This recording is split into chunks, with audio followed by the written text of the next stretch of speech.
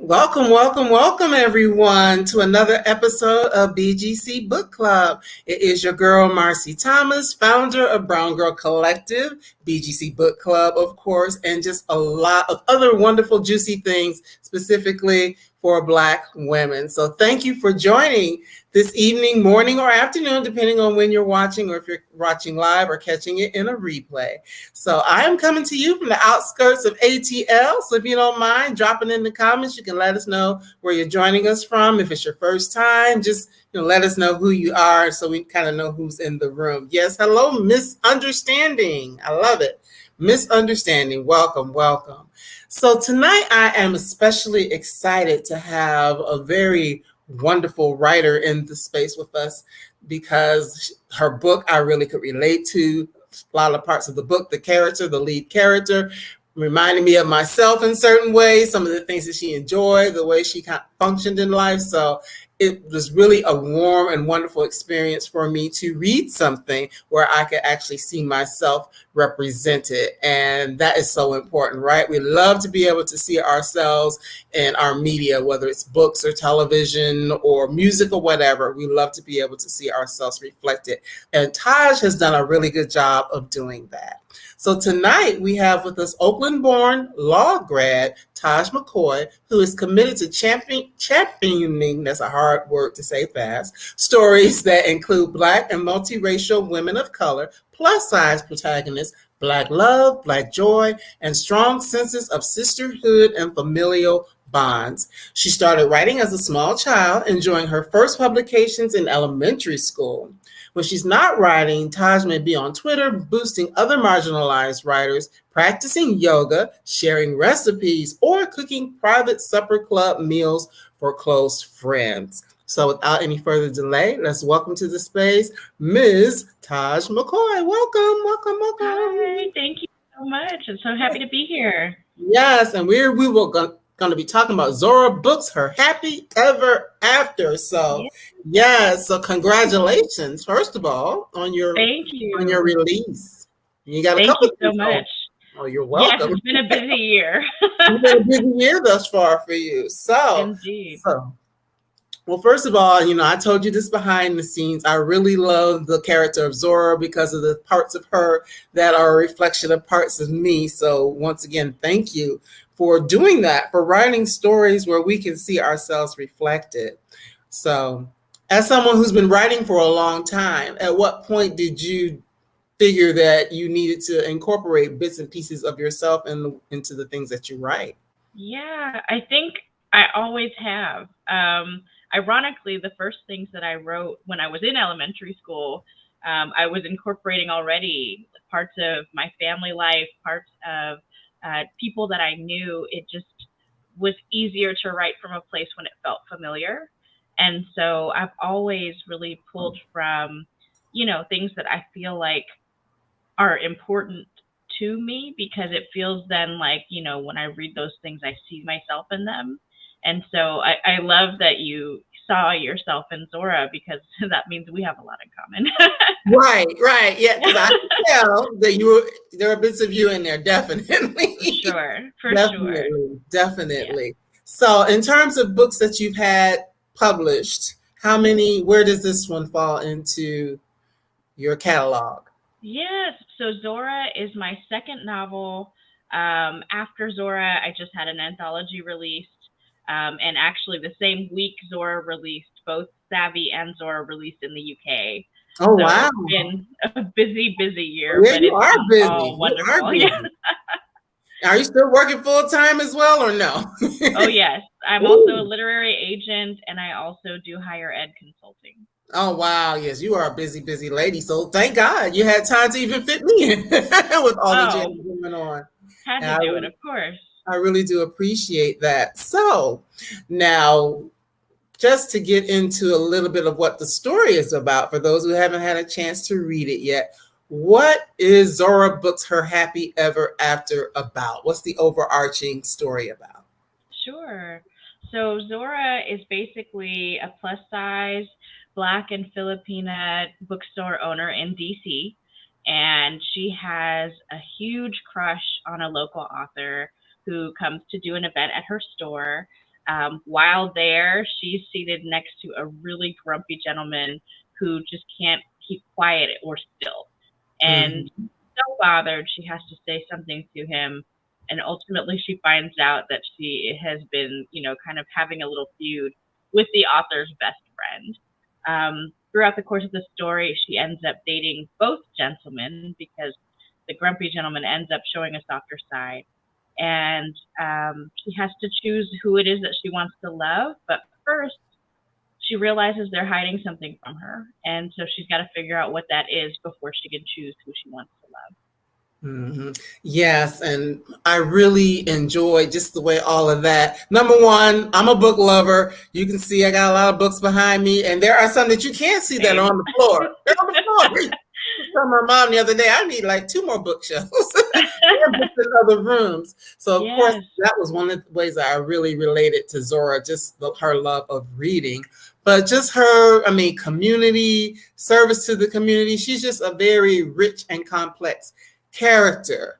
And I love that about her. She's not a one-dimensional person, She's as not. we are not. That's right. That's right. I really wanted to pull from the experience that I've had in DC. I'm originally from California. I lived there for 30 years of my life, but I've lived in DC on and off for about 5 years. Mm-hmm. And I fell in love with it. It reminded me a lot of home, because there is just such a wonderful Black community here, but also people are so community minded. Mm-hmm. And so I really wanted to make this, not only a huge nod to us, but also a nod to how we are in community. And so, especially in DC, I really wanted to have that DC feel come across really strongly. And it definitely does. I was telling you before we came on, I was in DC back in October, and Yeah. I had been there, multiple times. But normally when I go, I go to a specific place. Maybe a friend might come pick me up for dinner or something like that. But on this last trip, I took the train from Atlanta first and foremost, and then once I got there, it was like either I Ubered or I walked Yep. everywhere. So Hmm. it gave me an opportunity to really take in the sights and sounds and the feel and, see how this neighborhood feels a little different from that neighborhood and things like that. So, that's something that's really spectacular about DC. Yeah. But with Zora, of course, she is this business owner and she's in her mid 30s at the Hmm. time of the story. And like a lot of young women, she's figuring things out because she's got this great business that she has recently started a few years before. She's got a Hmm. good relationship with, extended family, her grandmother, her best friend slash roommate, and things seem to be going really well, but there's one thing that's missing. Yeah. And her grandmother lets her know every step of the way that she is missing the partner that will give her her great grandbabies, which she wants so badly. And so Granny Marion is, she's a full character. Yeah. She is a meddler, and she is going to push and push until she gets what she wants. And so, Mm-hmm. what I love about her specifically is, like she reminds me of family members and family members of some of my close friends. And she's warm, but she's pushy. And so, like, it's really such a fun moment to kind of be able to explore that with her. Yes, it definitely is because she makes me think of my grandmother. Because my grandmother would always be like, "It's great that you get your degrees and do this, that, and the other, but Hmm. you want to make sure you make time for love." Yes, yes. Give me them There is. babies.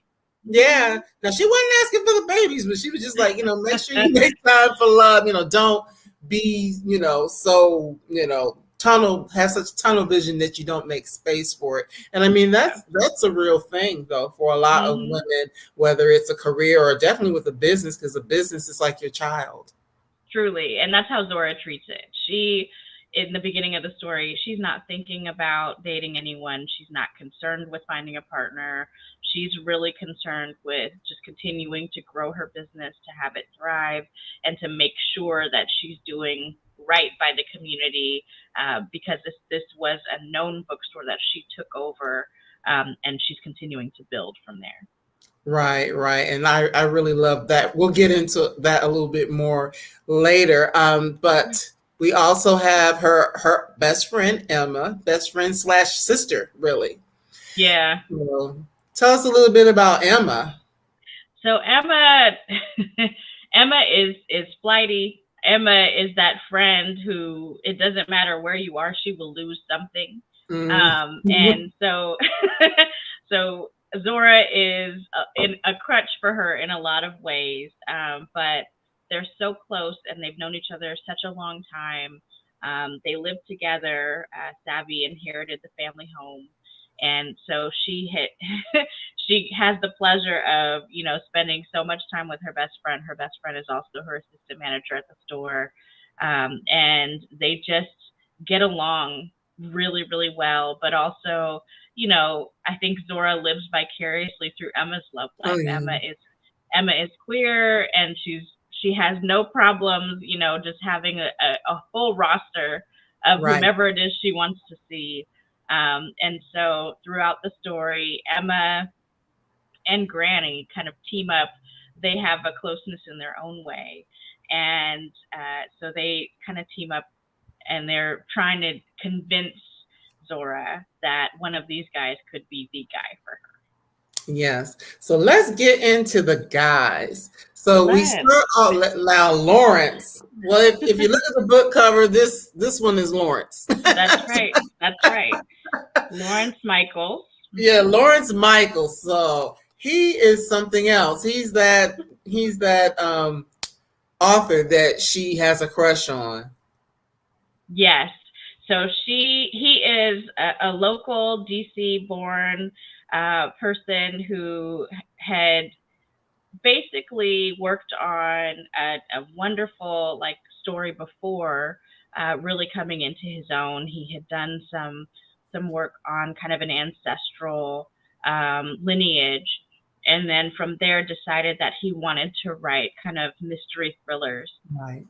And so his main character is Langston Butler, and he's this, Black detective, and he's doing all of this work, and but he's got a sidekick, and his sidekick is a woman, and somehow this sidekick is strong in ways that really stand out to Zora and make her admire the writing, because she feels like it shows a woman doesn't have to be just a sidekick. Most of the time, this particular woman actually solves the crime and then just allows Langston to have the credit.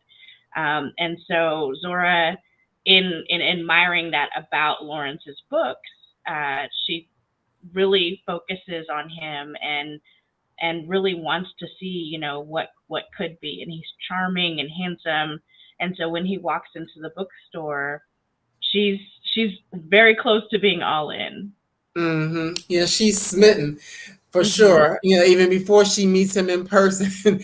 But that's just funny, because a lot of times we might find ourselves in a situation like that where, we admire somebody so much from afar.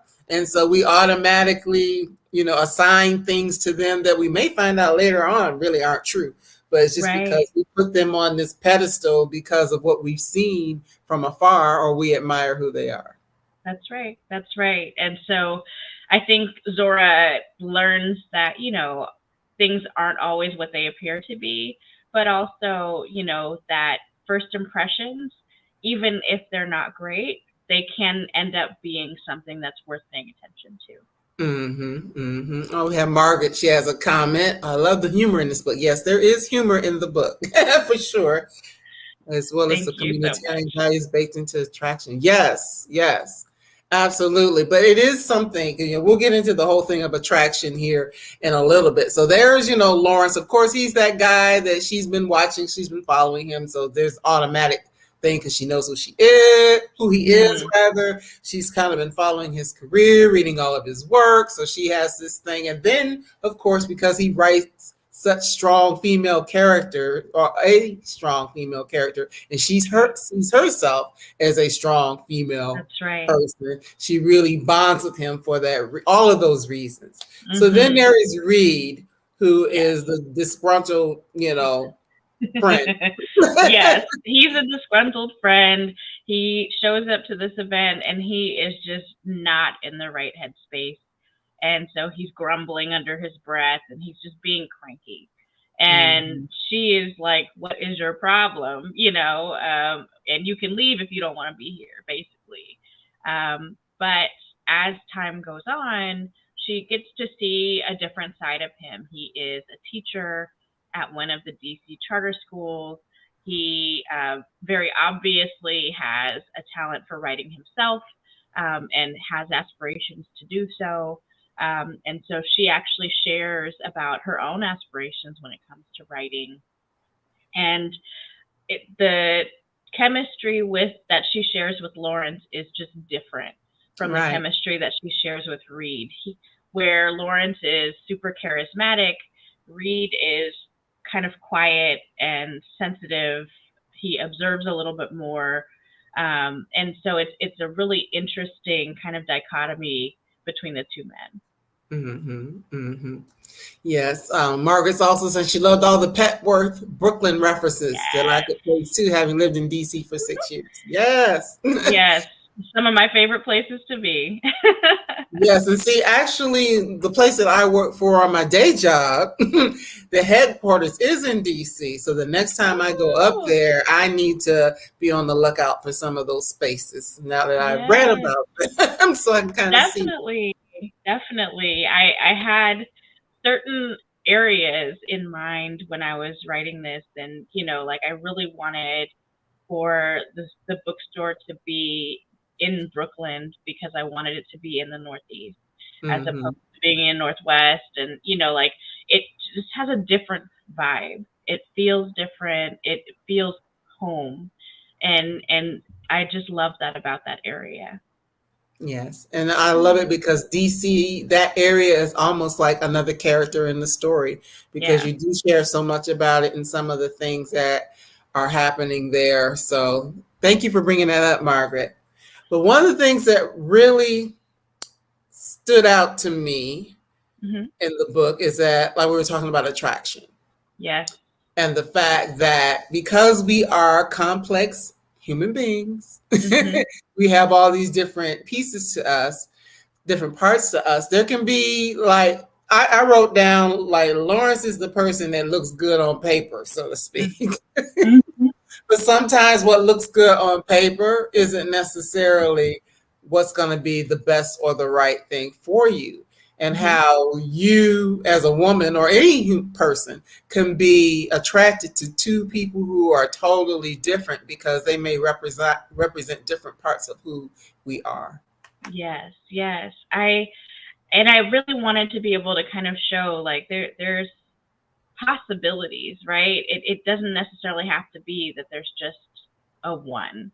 And so like making the two guys be, on the most part, really good guys, who just have different things about them.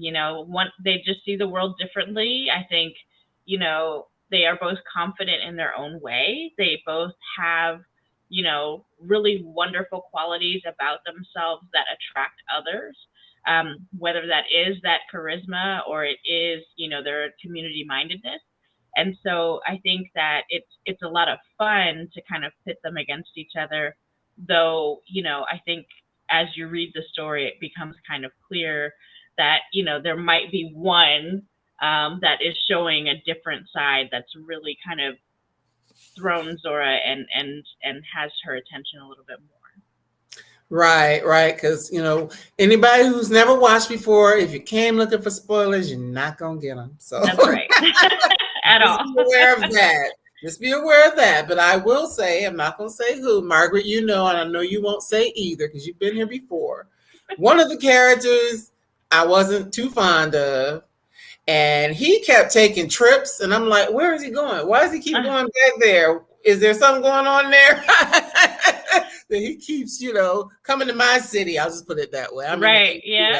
Why does he keep going back and forth to Atlanta? What's happening in Atlanta? I wanted people to have those questions. Right. Like, it's one thing for you to be traveling for your work or whatever, but when you keep going to the same place over and over again, and it's not like a headquarters for your job, like what's going Right. on? Right. So, but yes, but those are the things that oftentimes give us pause, and I just think that from the perspective. Well, she's and the turning. You saw that, and the turning over and snoring. If anyone ever, yeah, you have to read it. We're not going to tell you what it is. That's right. But you That's might be able right. to figure that one out. Mm. But yeah, it's just like, I don't know. The other thing that it makes me really think about is sometimes you can be in situations with people and you ignore the signs. I was actually talking to some ladies about this the other day, and I got my nails done. Feel like a lot of times something not right. Yeah, there are times when you see a red flag, but you're like, if this is the only one, maybe it's all right. And so, or like, this was just the first time, let me give it another chance. Mm-hmm. And you kind of forgive before anybody has necessarily earned that. And Right. so I think I really wanted to show that in this story, like to show the fact that, sometimes you create expectations depending on, how people are acting, what they say, how you react to them chemically, all those things. And you're let down.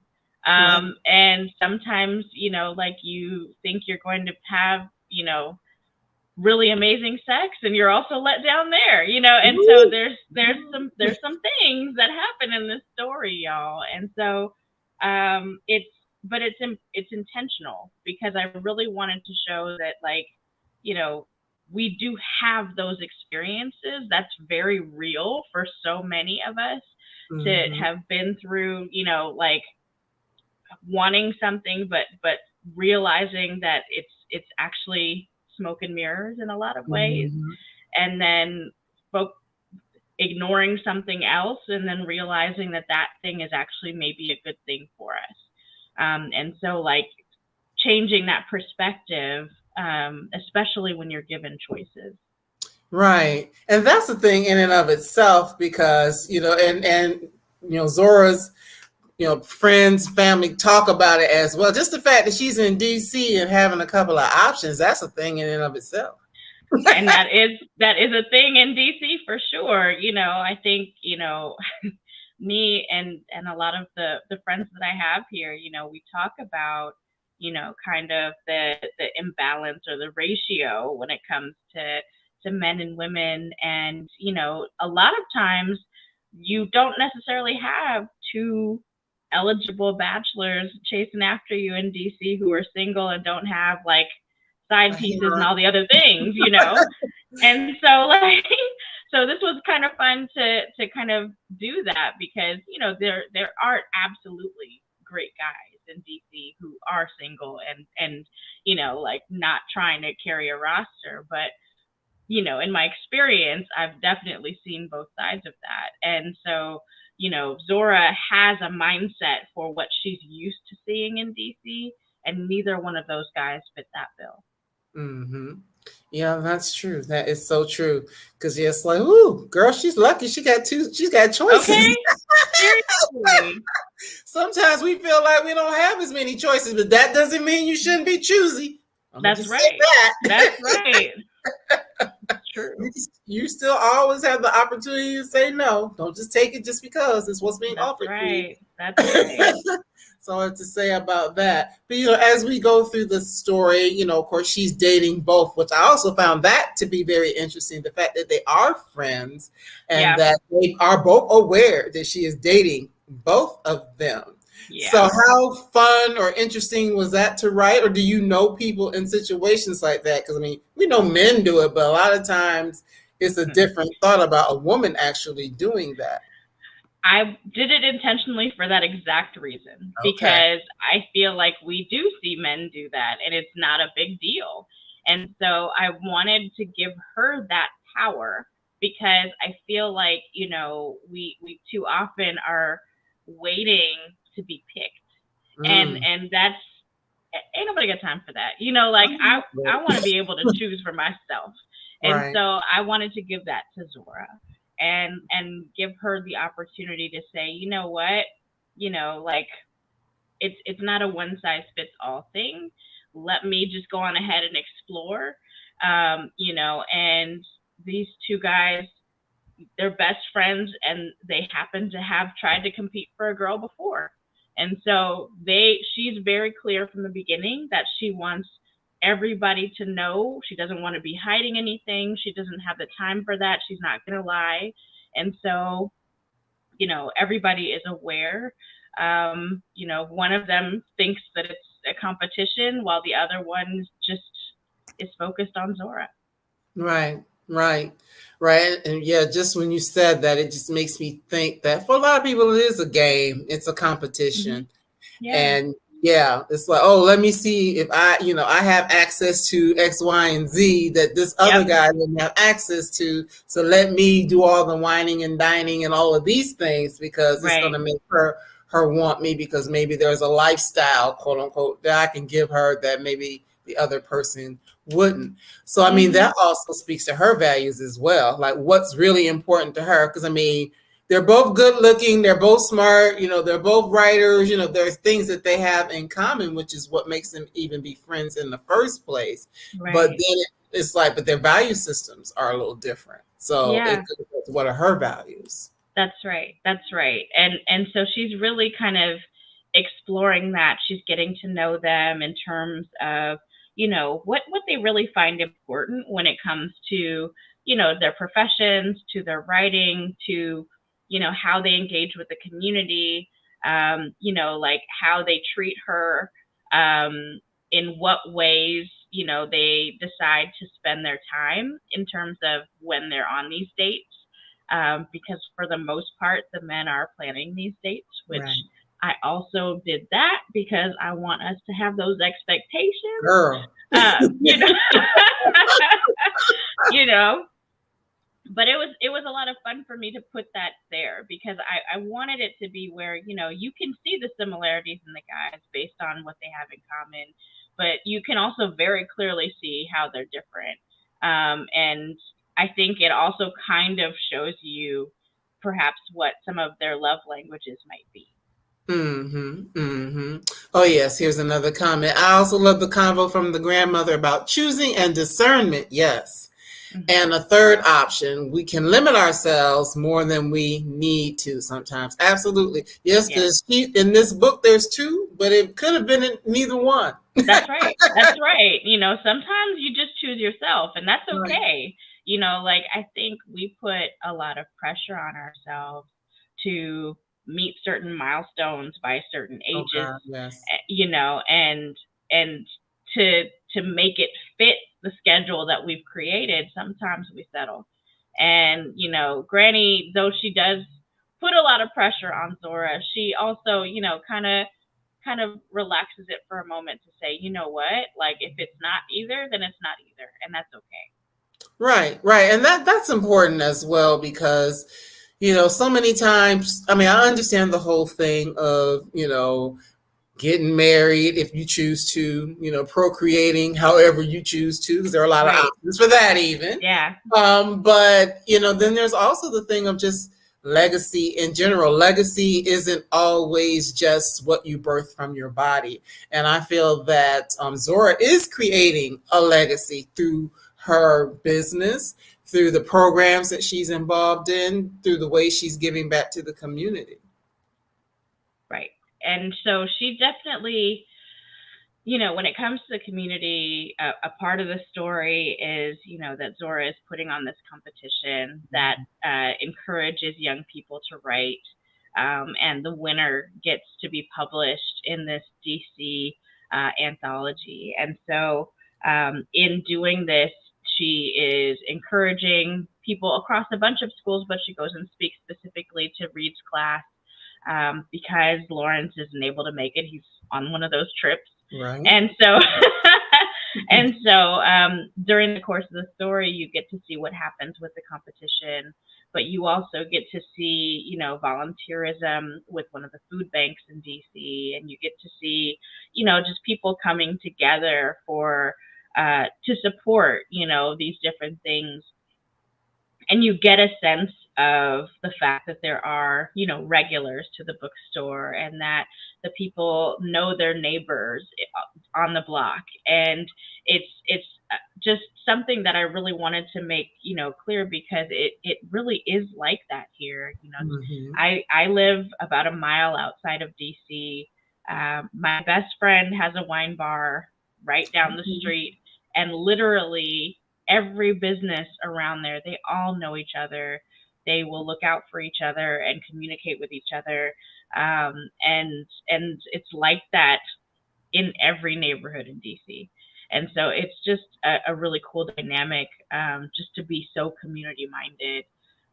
They really do support each other like that, especially when it comes to Black businesses in DC. Mm-hmm. And that is another thing. You really focus on the Black businesses, not just in DC, but you know there is a road trip that happens, Yeah. and you know they are supporting a Black business in that. And I was thinking Salamander. Did you model that after Salamander? Honey, you mean the chameleon? Yes, of course, that's a salamander. I have never been, but when I read that part, I was like, "Ooh, I heard they do a real nice holiday thing. I They might need sure to go there for do. the holidays." They do a bunch of really cool events, but yeah, Mhm. that was, you know, fashioned after the salamander. I wanted to give that nod, and anybody from DC would understand, you know, what that was referring to, and probably think that the name of it was pretty cheeky. Right. So, for those who don't know, tell Yeah. them about the salamander slash chameleon in the book. So the Salamander is a Black-owned, gorgeous luxury hotel and spa, which is out in Virginia, and it's gorgeous. It is one of now several properties, I Mhm. believe, owned by the owner there, and she is one of the top five richest Black women. And so it's a wonderful thing to be able to support businesses like hers, but also she she did that. When if you Yeah. go to this hotel, this hotel is like $800 a night. Like, they're not playing around. It's Right. true luxury hotel. It is like, the spa is incredible. They had this huge culinary event last August. They do a lot, and I think people from DC often will try to make it down there for some of these events and things. One of my friends had her baby shower there, and Oh so wow. yeah, so it's a lot of fun. It's a bit of a drive, but it's so worth it. Yes, yes. And since you brought up the word culinary, let's get into it. Let's. That's the other thing. As I was reading the book, I'm like, "Ooh, she's talking about all this good food, all this good wine." That's one of the other things that I have in common with Zora, because I consider myself a foodie of sorts. Yes, of So, course. you know, the food is another character, because between the things that she's cooking or being cooked for her, maybe, and and the places that they're going, they are eating well. But They you are. like to cook, so that makes I sense that that would have been do. included in the book. Yeah, I was actually while I was in law school, I was actually also a private chef. Oh And wow. so I had the pleasure of cooking for some families, and I have been actually I've served as a chef at my friend's restaurant for a few months while they were between chefs. So I've also worked in a full professional kitchen as Wow. well. The supper clubs that I used to host would be for about 15 people. I'd have folks come to my home, and they would just contribute money and booze, and I would make a full menu that had a theme to it. And so for me, like, it's not enough to show people going on a date. I need to know what the food is. Right. For me, it's a part of my love language, and so it's very much something that you can expect to see in anything that I write. If you read Savvy, that one's super food heavy. It's funny because when I wrote Zora and people were like, "Oh my God, all the food," and I was like, "Really? Is there food in Zora?" Because there was so much in Savvy that I really didn't think that I incorporated it that heavily in Zora, but I actually guess it did work out that way. Yes, well, I mean, you love what you love, and I mean, it's Yeah. good to see, a reflection of yourself in your writing because it makes me feel like I know you. Because I'm like, wait a minute, Yeah. you say she liked to. Okay, Oh, yes. yes, I'm sitting there getting hungry or hangry as I was Yeah. reading, and just thinking about, and not just your typical fare, Right. some things that are really. Well, I always say I have a complex palate. So I like things where the flavors are layered and all that Yes. kind of stuff. So I'm like, oh yeah, this is all up my alley. Please go ahead and describe. Exactly. Yes. And so what's so fun about that is my friends that own the wine bar actually next week we're doing an event where people get to come and we selected 3 dishes from the book Okay. and they're being paired with a wine at the wine bar. And so we're going to do a tasting just based on some of the dishes in the wine. Oh wow, that should be a lot of fun. I Yeah. guess getting some of the single guys and Hopefully, we'll see some of what the happens. single folks to show up to that. Yeah, I just love that because it, like I said, it's an expression of you and your creativity, and then seeing it show up in the character. But that does make me think about creativity as a whole. When Mm-hmm. you're a creative person, it can show up in a lot of different ways. So it looks Yeah. like for you, of course, it's in your writing, but then it's also in your food. Mm-hmm. How how do you keep all these different creative things going on in your brain, or just Yeah. manage all of that? And is there anything else, because a lot of times it's more than just two Oh, things? always, always. Yeah. For me, I mean, I'm one of those people, I just really love to learn. Mm, And so, whatever it is that happens to catch my fascination, it's not just that I want to learn about it, but I want to figure out how to apply it. I also want to see, well, how do I get better at it, right? So in Savvy, there's tennis. I play tennis. okay. In different things, like I have been a musician in a former life. I've been a singer in a former life. I've been a crafter and owned an Etsy store, and so I'm always pulling from different experiences I've had or things that I know I've wanted to do. And then I just research the heck out of it and really, try to make it feel real. I've never owned a bookstore. I think I'd actually love to. Right. But I've gotten great feedback from bookstore owners who read it who said, like this is accurate, and so that was cool to me because, I really want to give, good representation and honest portrayals of what people might do and not leave things surface because then it feels really one dimensional. Right, right. And they're definitely, this is definitely not a one-dimensional story. Zora is not a one-dimensional character. But as you're talking about the piece of bookstore, because I too years ago thought, oh, it'd be nice to own a You're bookstore. right.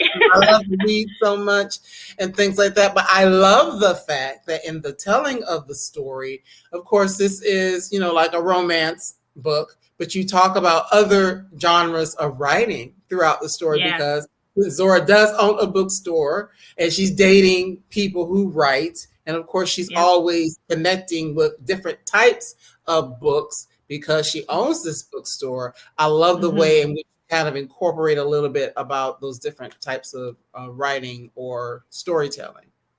Yeah, it's a lot of fun for me to do that because I get to, especially now that I'm also a literary agent, I get to represent a bunch of different styles of writing and different genres and age groups that I don't necessarily write myself, but I get to Mhm. learn so much in the process and I get to see, kind of how the sausage is made. Outside of, Lawrence and Reid, you meet another writer, Dr. Clark, who Yes. is, a therapist, and she has a series of books that are meant to empower and to help the community. And so, in all of her wonderful wisdom, Zora seeks out advice from her too, because she has no idea what she wants to do with Right. these two guys. And so what I love is, you you see that these folks who are putting these books together and who are a part of the community, they become resources in ways that maybe are unexpected for some, but also, like, I think there's this level of trust because these folks are in the community, that you wouldn't necessarily expect if you weren't introduced to their work. Right, absolutely. And that's another piece that I could relate to because, of course, there's, what we're doing now, BGC Book Club, Monday nights. I talk to, generally it is fiction. Every now and again, it may be a memoir, just depending. But on Wednesdays, I have something called Live Well Sister, where it might be nonfiction. So I can relate to that too because I get to have different types of conversations with and present, ideas and all of that can, that are important to us in our community. So I loved seeing that. Like, okay, yes, Zora, yeah, we got those things in common. Yeah, I love that, and it's so much fun too because in kind of incorporating these other pieces, I think you get to show things that you think are interesting, and then see like how does it resonate with others, and what do they take away from those moments that aren't necessarily so focused on the main character, but it does ultimately affect the main character. Absolutely. So as Zora is going through life, she's running her business, she's an active part of the community. She's dating. She's just got this really full life with a lot of things happening. But yet she still always makes sure that she goes back to her core, which is, spending time with, her BFF/sister and her grandmother. The relationship between those three women is very much at the center, even with all the crazy guy stuff going on around her. That's still at the core of it. In your storytelling, how important is it for you to have not only the fact that you have strong female leads, or main character energy, as they say nowadays, but have the women that surround them also kind of give them that strong relationship or bond? Yeah, I think it's always important to me. I was, raised by a single mother until I was 11. And so, I'm used to seeing really strong women, and, all of my mom's friends were really strong women, and, my grandmothers were also really strong. And so for me, it's always important not only to show those moments of sisterhood, because for me that those moments of sisterhood have gotten me through really hard times, and I think that sometimes we rely on our sisters even more than sometimes a partner, because they just know us specifically in a way, that nobody else does. And a lot of times with our sisterhood, we're not afraid to share things that we think our partner might not receive well. And so I think, for me, that's always a big part, but also I really love being able to show kind of intergenerational levels of family. Yes. And so, like in Savvy, like she's really, really close to her uncle. In Zora, she has this wonderful relationship with her grandmother. At this point, I've lost all of my grandparents, but I know if they were still here, that we would be maintaining something like that. It's so important to be able to hang on to, our elders while we can. And I think that what I love about Zora is, she keeps her very close. And she sees her every single day. They technically live in the same house, though Granny has her own suite, and it's separate. But also, Granny comes to the bookstore every day. She reads to the kids, and she just loves seeing everything that Zora is doing and being a part of it, and Zora wouldn't have it any other way. Right. And I mean, and Granny, like I said, Granny is a hoot. Granny is a lot of fun. Granny will tell the young girls, I get more play than both of y'all put together. What are you talking? Literally. Granny is a trip. But Yeah. but oftentimes, I mean, that's just true. I love her. Is that she is, even though she's Granny and she Yeah. wants great grandkids, she definitely does not, give off. I'm just here in a rocking chair, Right. not trying to live, not having fun, not still dating, not still thinking about sex or Right. whatever. Yeah. Granny is still a vibrant person, and I do think that beyond just the relationship that the three of those women have together, just her specifically, Granny, so that you can be a person of some age, have some some experience behind you, but still be a very vibrant person. There are moments throughout the story, I think, where Granny just says Granny is of that age where she don't care no more. She gonna say what she gonna say. And so, like, she says some things sometimes, and whether it's Emma or Zora, either one of them, like, they just have those jaw-dropping moments where they're just like, I can't believe she just said that, but also, like, this is my grandmother, And so hanging on to that perspective, but from Granny's, actual words, I think at one point she says, "Baby, I'm old. I'm not dead." Right. And so, so she will remind you from time to time, like, she's been here for a minute, and so she knows what she's talking about. She has really great instincts, and I think in her mind, she sees it all playing out before it actually does. Right, exactly. So Zora books her happy ever after, and you all please grab a copy. Please read it. There's an audio as well. If you're a person who prefers audio, that's available to you as well. It just is a really good, fun story. I was telling Taj, I read it relatively quickly because I just couldn't, I kept turning the page like, what's gonna happen next? What's gonna happen next? Oh, I can't believe he did that. I can't believe she said that. Oh, he's on my last nerves. Yeah. It's one of those you find yourself talking back to the book. You'll find yourself laughing at certain things that are said. And it definitely is a fun read. Yes, Misunderstanding. It's a great read and a must-have. Yes, please get yours soon. Yes, and we appreciate you for being here. Thank you so much for that. But yes, please go ahead and grab it, read it, and find out what happens. Because as you can see, we didn't tell you anything that we didn't. We did not. Just enough to whet your appetite for more and to go ahead and grab a copy.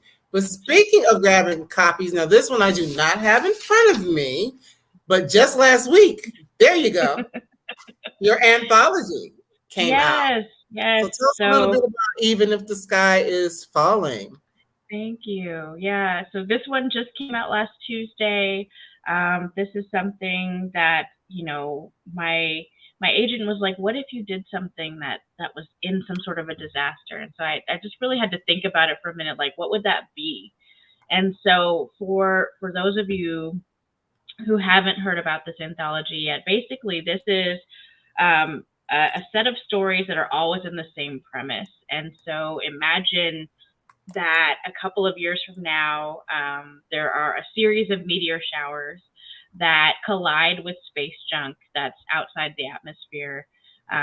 People all around the world start to freak out because things start plummeting toward Earth. Most of it burns up in the atmosphere, but a few things make it to the ground. And so the world leaders get pressured to implement a system so that people know when they need to run and duck for cover. And so NASA and other space agencies go around the world to implement this siren system. And there is an accessible system for those who are hard of hearing. And so the fun thing is that it starts off with the NASA team The U.S. is the last country to come on board, and so as they are implementing the system, my main character, Hallie, is trying to commandeer her team and get them to do things as efficiently as possible. Unfortunately, she's been assigned the chief's nephew, who constantly makes mistakes, and in sneaking contraband into the space station, which was peanut butter stout, he spills it, shorts the system, and the entire thing goes off all over the U.S. And so across the country, everybody believes that the sky is falling. And so they jump into bunkers and basements to ride it out and hope that they remain safe, having no idea that it's just an accidental siren. And so for 12 hours, 6 couples are bunkered together, and you get to see what they will do when they believe that the world might be coming to an end. That sounds good. And yes, it's a 12-hour period, which a lot can happen in 12 hours, but it also makes me think about when we got locked up together for COVID. It's true. And the thing is, it happens to be, I think, a Friday night. The siren starts right in the late afternoon, early evening. And so, people are like, what do I do now? And some of the characters in the story, for Hallie, she's stuck with her ex being on her team, and he's trying to calm her down so that she doesn't go off on the guy that, shorted out the whole system, because now she thinks that she's going to lose her job. In some of the other stories, you have professors who are stuck at a reunion together and they happen to be rivals. You have people stuck at a bookstore that happens to have a Cold War bunker underneath it. You have law students who are stuck in the stacks in the library. You have folks that are stuck at an outdoor market. And then you even have a woman that's stuck with a man who just came to check on her cabinets. And now they're strangers and they're in her basement. And so there's a good amount of food actually in this too, but but it's spicy as well. So just be prepared for that. Okay. Yeah, we didn't talk about the spice, but we did not talk about it. But there is spice. So there is. If in Zora books her happy ever after. So yes, if you be ready for it, because I was like, ooh, okay. Yeah. It'll get you. It creeps up on you sometimes. Yes, it'll get you. So yes, I did not say that, so forgive me. But yes, there is spice. But hey, there's spice in life. That's right. So it is what it is. It's human, and we love to see it. Yeah, it was a lot. Both were a lot of fun to write, and so it's been, as I was saying, it's really busy because Zora just came out a month ago, and so to have these come out back to back has been a little bit of chaos, but it's also been really amazing to see all of the support and people jumping in my DMs as they're reading because they're reacting to certain parts, as you can imagine. So it's been fun. Well, that's good. That's good to see it. So I do want to ask you though, speaking of romance, and we talked a little bit about in Zora how there are different genres for yourself personally. Yeah. Do you feel that you will ever, or have you already explored other genres as well? I actually would really love to write cozy mysteries. And maybe a thriller someday. We'll have to see. I am currently writing a proposal for a young adult romance. Okay. So hopefully that gets to come to fruition soon. We'll see.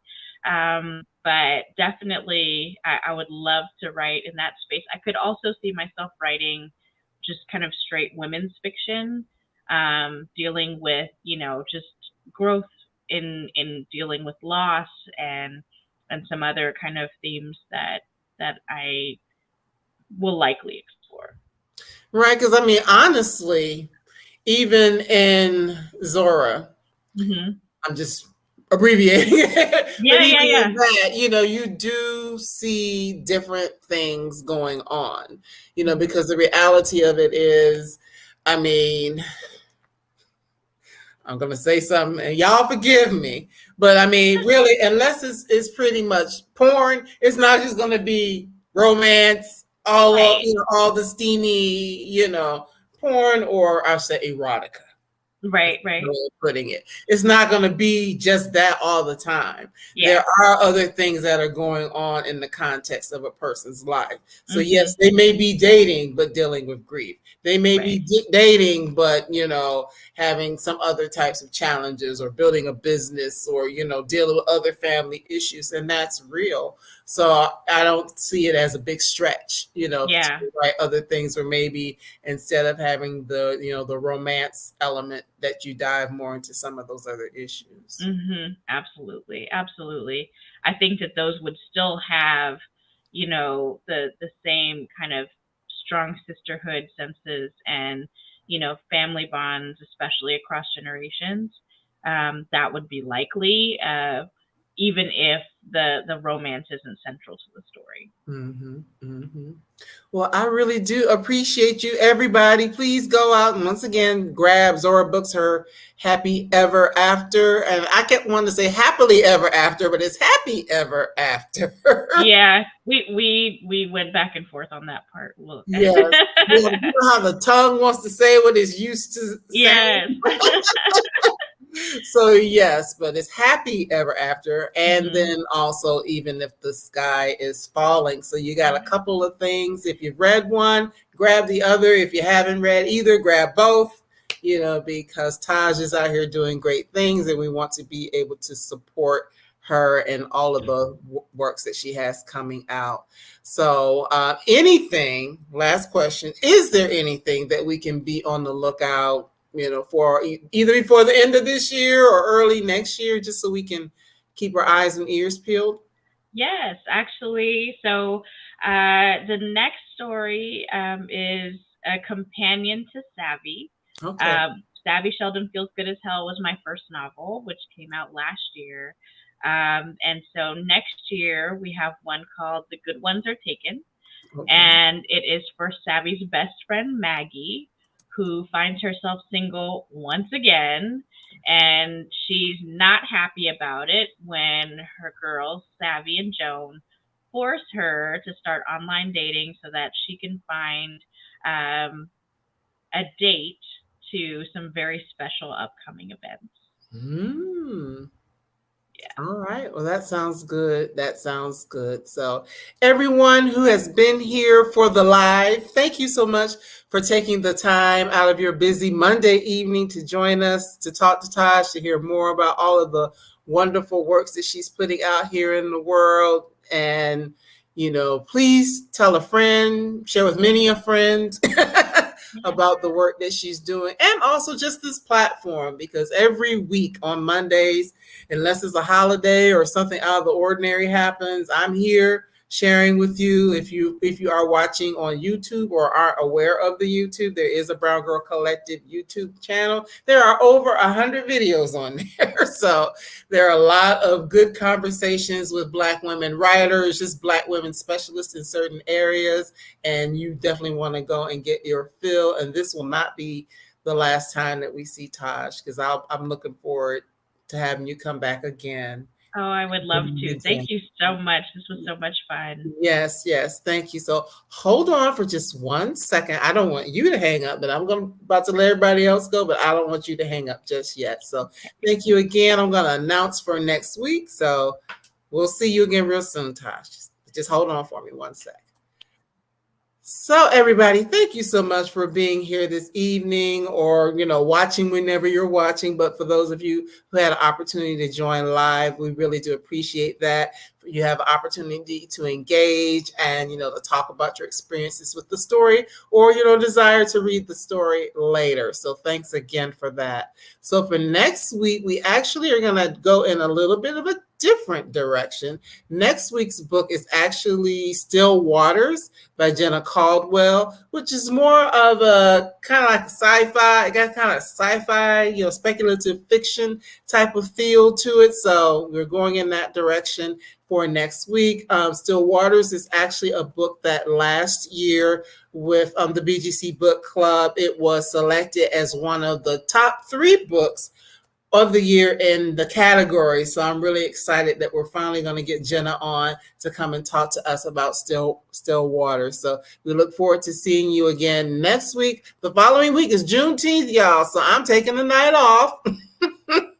On Juneteenth, and then a couple weeks at the end of the month, we'll be back with another historical fiction at the end of the month. So thanks again for joining. We look forward to seeing you again in the future, and you all go ahead and have a great evening. We'll see you again real soon. Take care. Bye-bye.